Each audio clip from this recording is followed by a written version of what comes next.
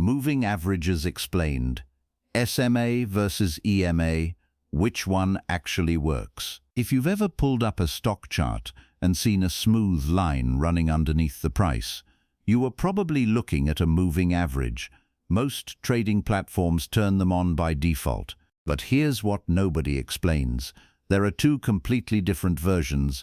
They behave differently, and using the wrong one at the wrong time will give you late signals every single time. Today we're going to fix that. By the end of this video, you'll understand exactly what the simple moving average and the exponential moving average each measure, when each one makes sense to use, and what the death cross and golden cross patterns actually mean without the hype. Let's get into it. A moving average is one of the oldest tools in technical analysis, and the concept is actually simple.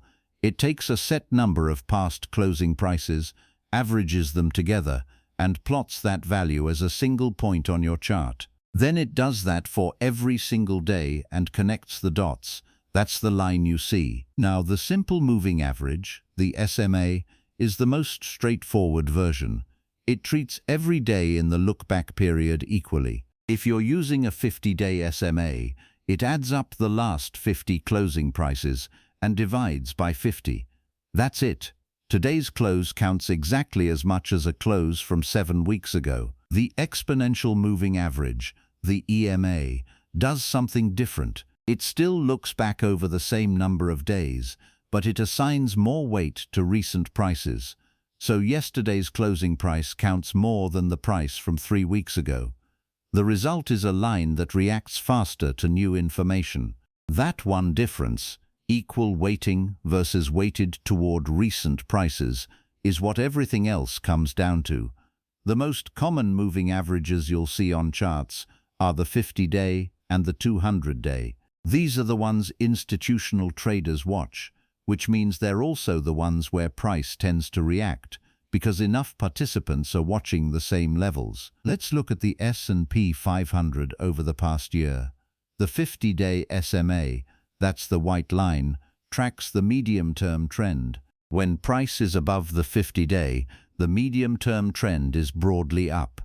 When it's below, the medium-term is down. The 200-day, the gold line, tracks the long-term trend.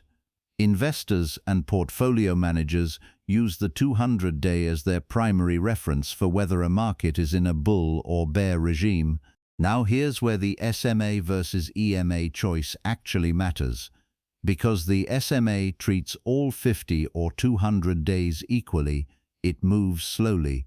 It won't respond much to 1 or 2 big days in a row. That's great for long-term trend reading. You're not getting whipsawed out of a position because of 2 volatile days, but it also means the signal is late. If the market turns, the SMA won't tell you until the turning point has already moved well behind you. The EMA, because it weights recent data more heavily, responds faster.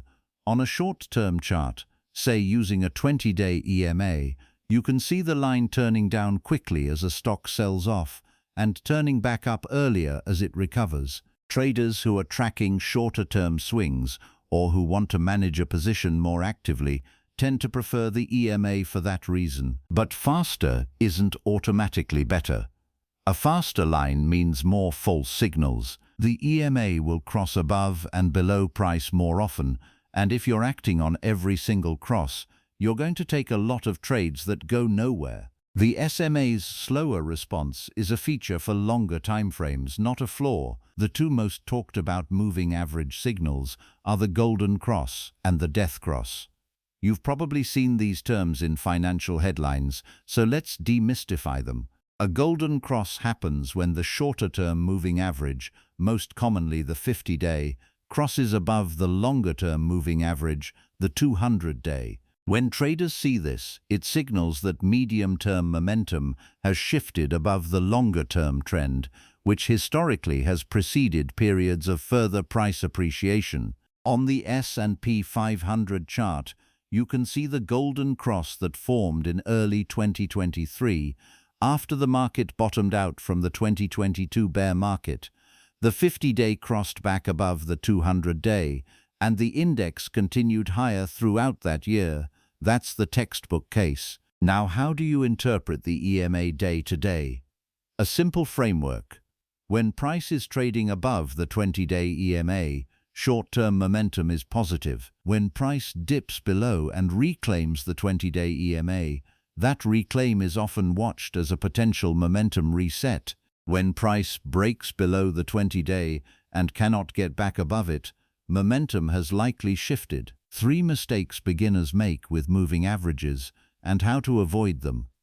Let's wrap this up with 3 things to take away. If this breakdown was useful, subscribe for weekly market analysis and TA education videos we publish every week, and drop a comment below.